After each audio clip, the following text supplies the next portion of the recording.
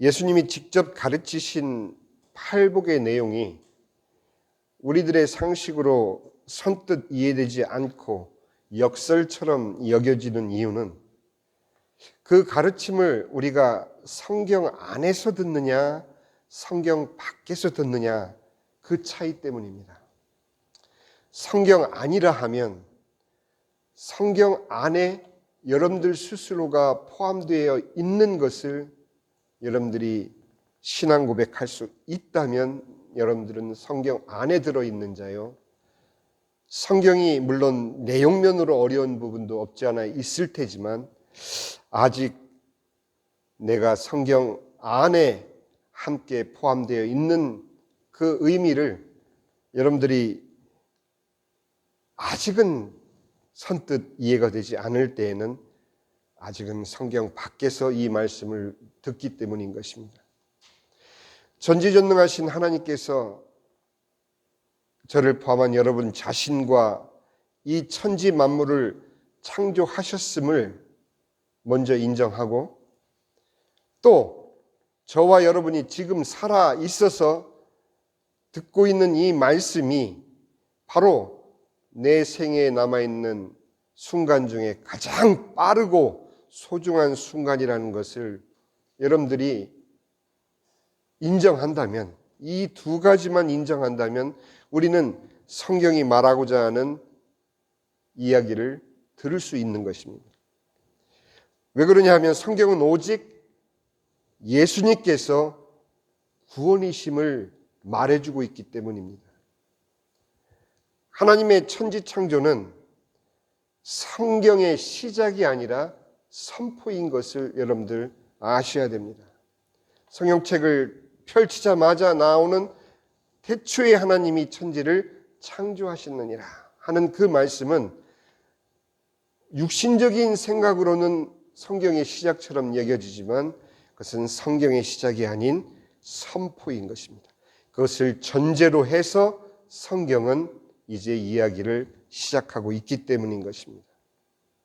언제 무엇을 만들고 어떻게 만들고는 해석과 분석의 대상이 아닌 바로 하나님의 선포라는 것을 여러분들이 받아들이면 성경은 그때부터 여러분들 마음에 이야기를 하기 시작합니다. 표현이 어려울 수 있지만 여러분들이 곰곰이 생각하시면 아 그렇구나. 성경을 펼쳐서 태초에 하나님이 천지를 창조하셨느니라 라는 문자를 읽었다고 성경의 시작을 읽은 것이 아니라는 사실이에요. 그것은 선포인 것이에요. 그것을 전제로 해서 성경을 읽을 때 비로소 여러분들은 성경 안에서 하나님의 말씀을 듣게 되는 것입니다. 성경은 하나님께서 인간을 위해 천지 만물을 창조하셨음을 선포하면서 여러분들을 초청한다는 사실. 그러나 사실상 성경은 인간의 타락부터를 인간이 타락되어진 사실을 시작으로 본격적인 이야기를 진행하고 있다라는 것. 쉽게 말씀드리면 하나님이 이 천지를 창조하신 것은 너희들이 의사와 아무 상관없이 너희들이 동의하든 동의하지 않든 이것은 사실이니라 그대로 선포하신. 그러나 우리가 이제 성경을 성경으로 마음에 받아들이면서 들어야 되는 대목부터는 성경은 아주 진지하게 인간의 타락부터를 우리들에게 들려주고 있다라는 것입니다.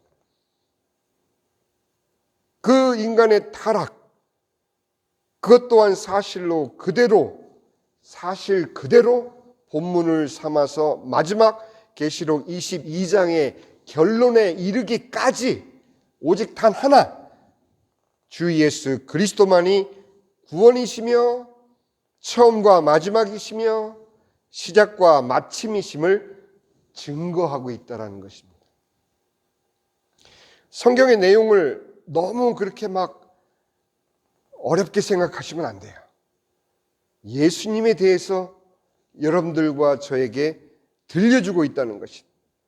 오늘 읽은 이 본문 말씀은 이런 영적 배경을 그대로 우리들에게 말해주고 있는 것입니다. 어떻게 말해주고 있을까요?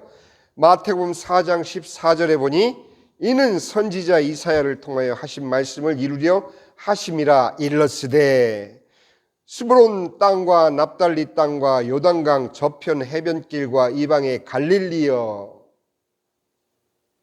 여기는 지명을 부르신 것 같지만 우리 모두를 부르시는 겁니다. 대전에 태어난 너 아무개야, 경상도에서 태어난 너 아무개야, 미국에서 태어난 너 아무개야, 다 부르시는 거예요. 유독 스불론 땅과 납달리 땅과 요단강 저편 해변길만 말하는 것이 아니라 이 하나님이 만드신 이 땅에 거주하는 모두를 주님께서는 부르시면서 무엇을 말씀하시느냐? 16절에 흑암에 앉은 백성이 큰 빛을 보았고, 이것이 바로 성경이 우리에게 말해주고 있는 우리의 영적 배경인 것입니다. 너희 모두는 흑암에 앉아 있구나. 그러나 너희들이 큰 빛을 보았다. 사망의 땅과 그늘에 앉은 자들에게 빛이 빛이었도다. 말 그대로 이 말씀은 마태는 무엇을 증거하고자 하느냐? 인간의 타락, 그러나 하나님의 구원이 바로 예수 그리스도로 우리들에게 나타나심을 지금 말씀하고 계시는 거예요. 자, 이때부터 예수께서 비로소 전파하여 이르시되 회개하라, 천국이 가까이 왔느니라 하시더라. 흑암과 사망에 앉은 모든 인간들을 향한 천국 복음이 바로 이 산상수훈이며 그 초대장 딱 열면서 처음 여러분들이 읽게 되는 그것이 바로 팔복인 것입니다. 제가 왜 이렇게 팔복에 대해서 다시 인트로덕션을 여러분들에게 다시 말씀을 드리느냐 하면 초점을 놓치면 안 되기 때문이에요. 심령의 가난함과 애통은 하나님을 떠난 인간의 당연한 상태에서 하나님의 구원을 바라는 몸부림이다라는 것입니다. 어느 누구는 심령이 부유하고 어느 누구는 심령이 가난하고 그렇지가 않아요. 흑암에 앉은 너희 모두는 이미 심령의 곤고한 속에 있다라는 것을 바로 산상수훈을 마태는 우리에게 들려주기 이전에 우리의 배경을, 우리가 앉아있는 배경, 우리가 처해져 있는 영적 배경을 이렇게 설명을 해주고 있는 것입니다. 흑암과 사망의 그늘에 앉아있는 너희들은 들어라 하는 얘기죠. 여기서 예외될 자가 없다라는 것이 바로 예수님의 말씀인 것입니다. 단지 삶의 괴로움이나 그로 인한 고통의 외마디가 심령의 가난함과 애통이 아니라는 사실이에요. 우리는 그렇게 위로받으려고 합니다. 내가 어떤 어려움 가운데 부딪혔을 때 내가 그 고통으로 인해서 외마디 고통을 하나님 앞에 내뱉을 때 하나님은 나를 위로하신다라는 그런 차원으로 자꾸 팔복을 위로 삼기 시작하면 이 팔복에 담겨져 있는 하나님의 깊은 의도를 놓치게 되는 것입니다. 저는 12살 때 아버지의 임종을 체험하면서 맞잡은 아버지의 손에서 생명이 떠나가는 그 느낌을 12살짜리가 느꼈어요.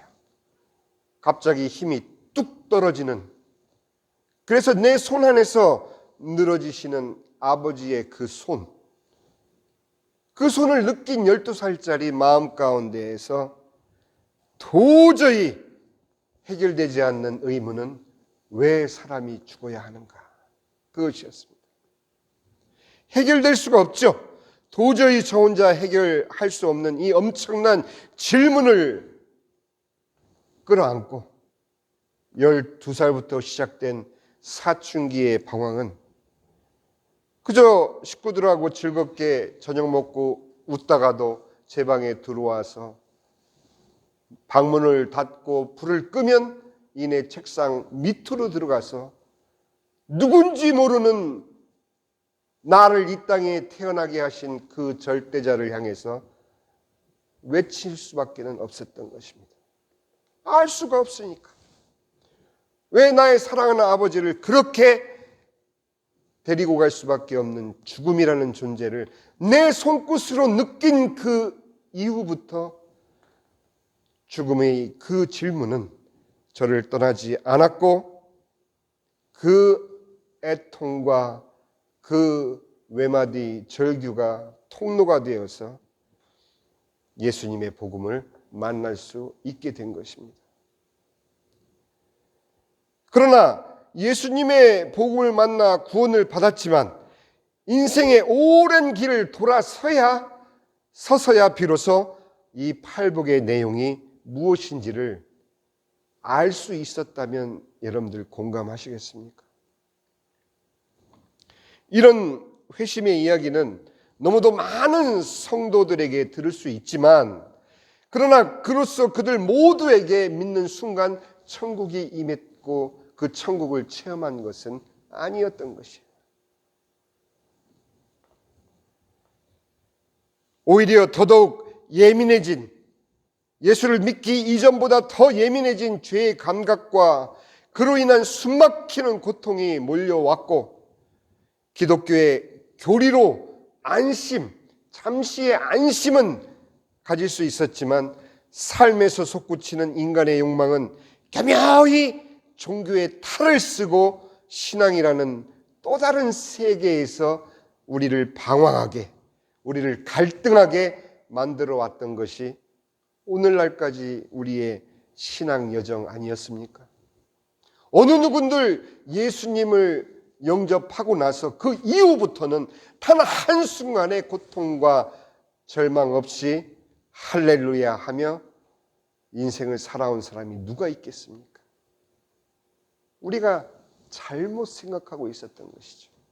예수를 믿으면 구원을 얻는다라는 그 의미가 바로 이 땅의 모든 나의 문제가 해결되어지고 나는 이 땅에서 부러울 것이 없는 인생을 살게 될 것이다라고 여기게 만든 것이 바로 기독교라는 종교의 잘못인 것입니다. 복음은 그렇지 않습니다. 여러분들은 오늘도 그렇게 묻고 있을 수 있습니다. 정말 나는 구원받은 하나님의 백성인가? 정말 나는 이 팔복의 주인공이 될 수 있는가 하는 것을 여러분들 묻고 있을 수 있습니다.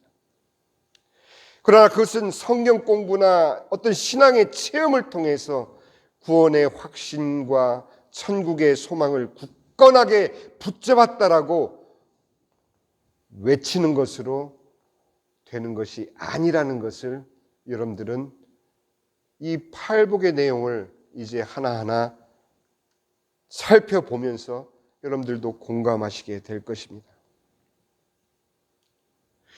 예수님께서 전파하신 천국 복음은 예수님께서 십자가 위에서 죽으셔야만 완성되는 하나님의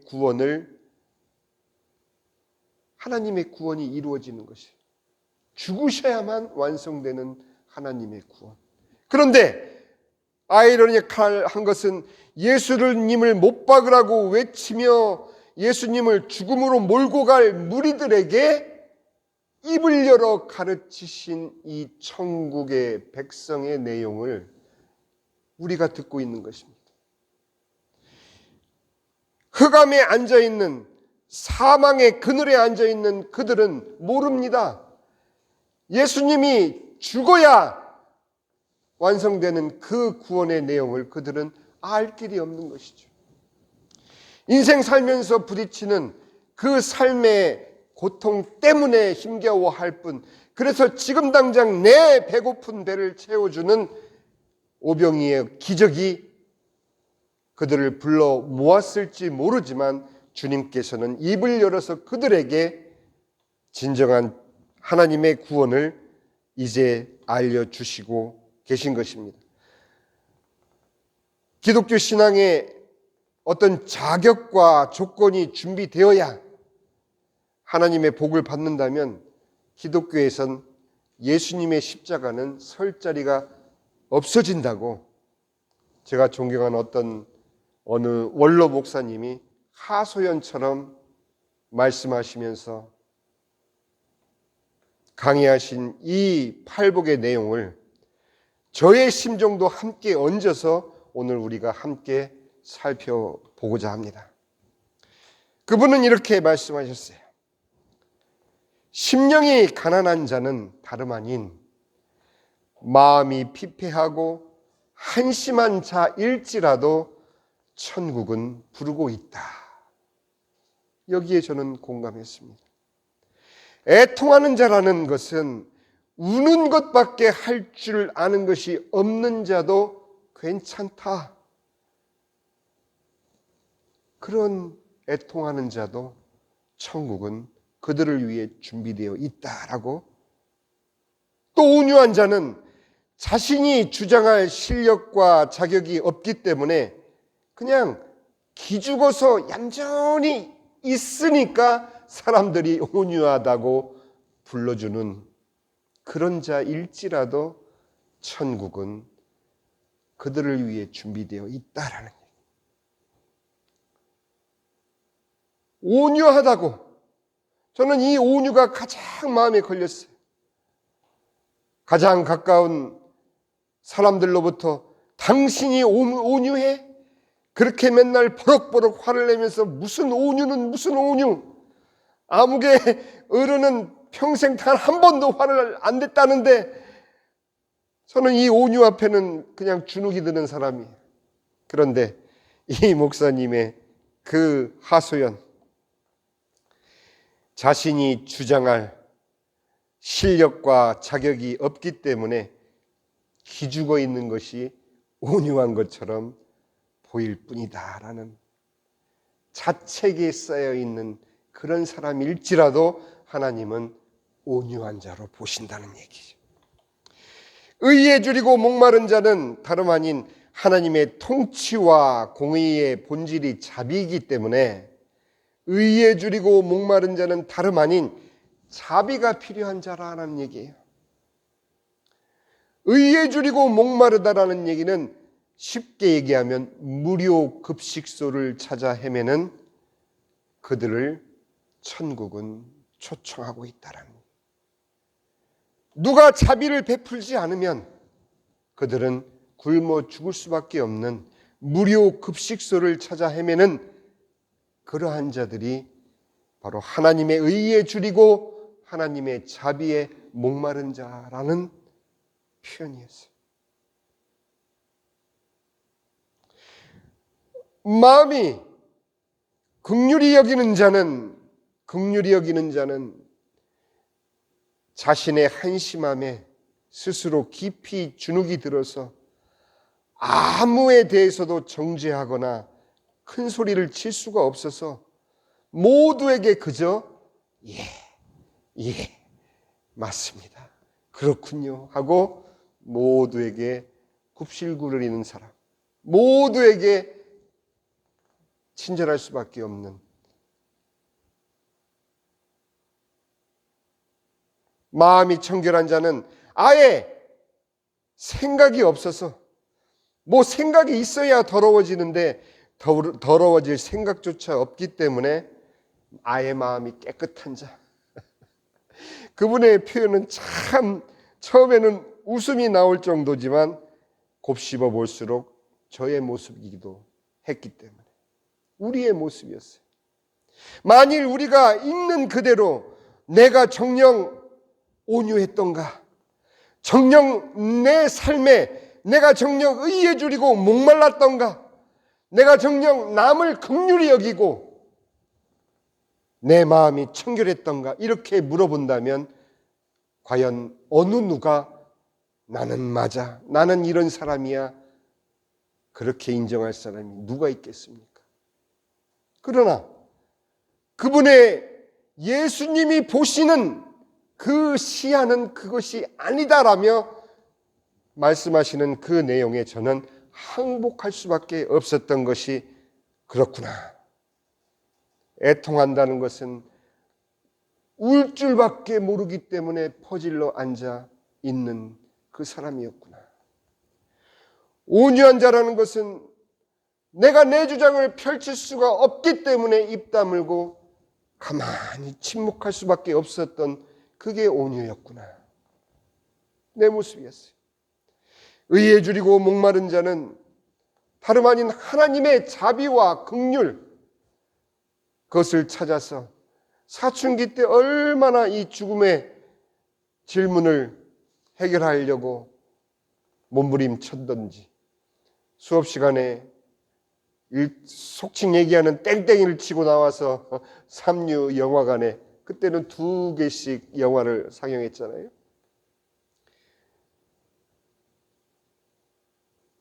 그런 영화관에 숨어가지고 설마 하나님이 여기까지는 안 따라오겠지 했는데 하필 2번째 상영한 영화에서 결국 할렐루야 하는 내용이 나오더라고요.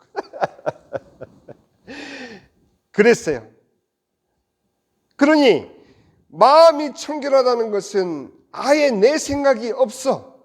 내 생각이 없기 때문에 나를 마음이 청결한 자로 부르시는 주님.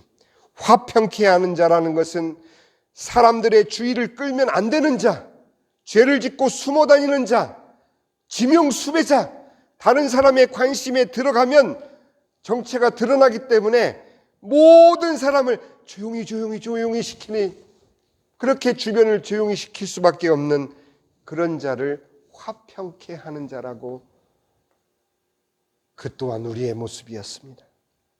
의를 위하여 핍박받는 자는 하나님의 자비가 통치하지 않는 한 대책이 없는 자.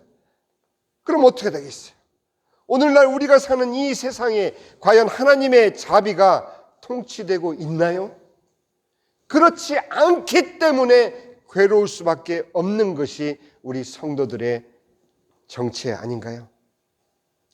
하나님의 자비의 복음으로 우리를 품어주지 않으면 우리는 진정한 안식이 없는 자. 내가 이 세상을 살면서 예수를 믿노라 하며 사는데 내 마음에 왜 평강이 없나이까? 왜 나의 현실은 이렇게 힘들고 어렵습니까? 바로 하나님의 의가 아직 이 땅을 통치하고 있지 않은 흑암 속에 우리는 살아가고 있기 때문인 것이죠. 결코 어느 것도 복받을 조건일 수 없는 이 세상에서 그 어떤 소망도 있을 수 없는 나그네로 본향 천국의 하나님 아버지 품만을 그리며 주어진 하루하루를 믿음으로 참아내는 그들이 바로 성도들이요, 그들이 바로 팔복의 주인공이라 하는 그 말씀인 것입니다. 우리는 그렇게 얘기합니다. 예수를 믿고 삶의 변화를 가져와야 진정한 신앙인이라고 우리는 그렇게 요구합니다. 그러나 팔복의 내용은 그렇지 않습니다. 예수님을 믿기에 세상의 욕심에서 밀려난 자들,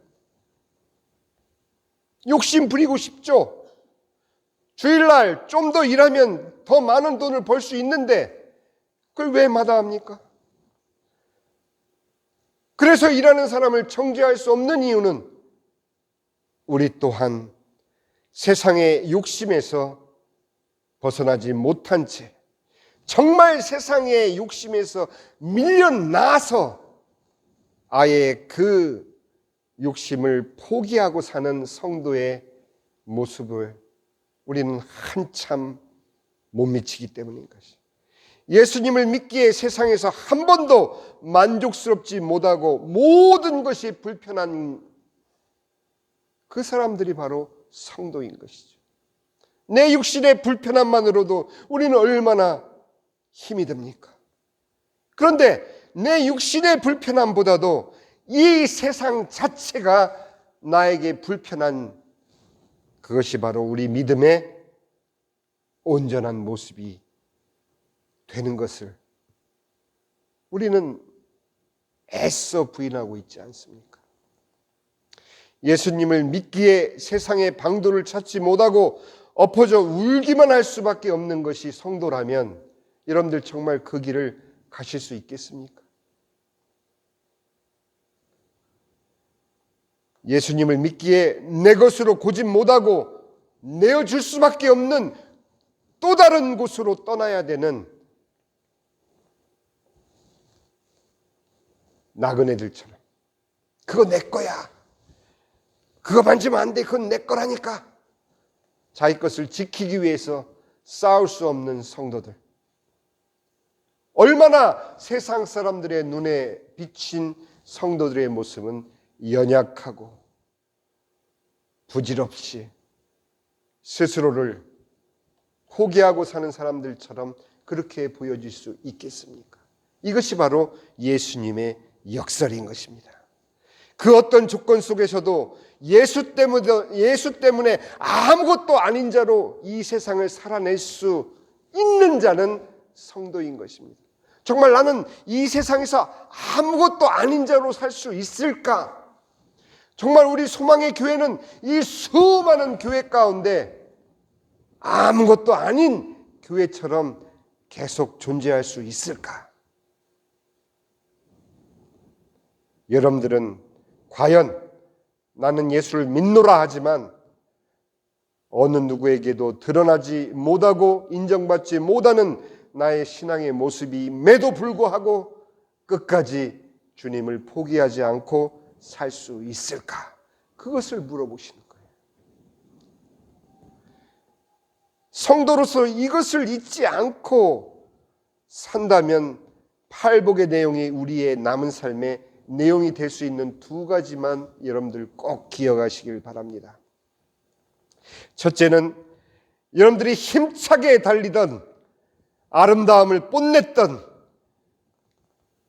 지식을 뽐냈던, 부를 뽐냈던, 정열을 뽐냈던 젊음의 한때는 반드시 지나간다는 사실. 그리고 언젠가는 이 세상의 모든 것을 뒤로 하고 반드시 우리가 하나님 앞에 선다는 사실. 그 두 가지만 우리가 잊지 않고 성도로서의 삶을 살아간다면 하나님은 이 팔복의 내용을 남은 우리 생애의 삶의 내용으로 허락하실 것입니다. 바로 하나님의 아들들로 우리 모두를 하나님의 아들들로 딸들로 천국의 등기, 여러분들이 좋아하시는 천국의 등기를 손에 쥐어주시고, 아파트 등기가 아니고 60평, 80평, 100평짜리 아파트 등기가 아니고 천국의 등기증을 가슴에 품은 하늘의 위로와 천국의 위로와 부요함과 배부름을 가지고 우리의 수고로 이 땅에 우리가 남겨놓을 기업을 위해서 사는 삶을 여러분들 사랑하게 될 것입니다. 그 두 가지만 잊지 않고 하나님이 부르신 이 팔복의 대상이 바로 완전한 자들이 아닌 여러분과 저같이 하나님 앞에 한없이 부족한 자들이라는 사실.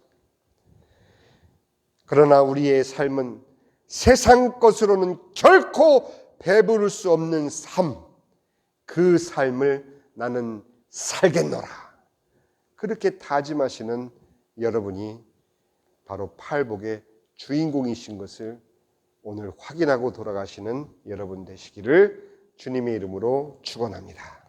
기도하겠습니다. 아버지 하나님, 감사합니다. 예수님의 이 엄청난 역사를 우리가 들었습니다. 우리가 하나님이 원하시는 조건과 하나님이 원하시는 신앙의 단계를 다 연마한 후에야 이러한 천국이 얻어진다면 과연 누가 그 천국을 소유할 수 있겠습니까? 그런데 주님께서는 흑암과 사망의 그늘에 앉아있는 저희들을 부르시고 오히려 부르시면서 하시는 주님의 말씀은 네 심령이 가난하고 애통하는 이유는 바로 내가 필요하기 때문이다라고 우리들을 부르시고 예수께서 우리에게 오셔서 우리의 아무것도 없는 우리를 온유한 자로 부르시고 오히려 부족하여 허덕이는 우리를 의에 줄이고 목마른 자로 부르시고 어느 누구에게도 내세울 것 없는 우리를 오히려 남을 긍휼히 여기는 자로 부르시고 마음이 청결한 자로 화평한 자로 우리를 부르시고 그래서 남은 우리의 생애를 통해서 주님을 위해서 세상에서 만족한 삶을 살지 않기로 주님 앞에 나의 신앙 고백을 드리고 내게 허락된 기업을 위해 주님이 허락된 기업을 위해 남은 생애를 살게 하시는 우리 주님을 찬양합니다. 주님, 이 팔복의 주인공이 바로 그 어느 누구도 아닌 우리를 자신, 바로 나 자신이었음을 확인하는 저희들에게 주님께서 더 큰 은혜를 허락하여 주시고 이제는 하늘의 위로를 가지고 이 세상을 당당히 사는 저희가 되게 하여 주시옵소서. 감사드리오며 우리 주 예수 그리스도의 이름으로 기도하옵나이다. 아멘.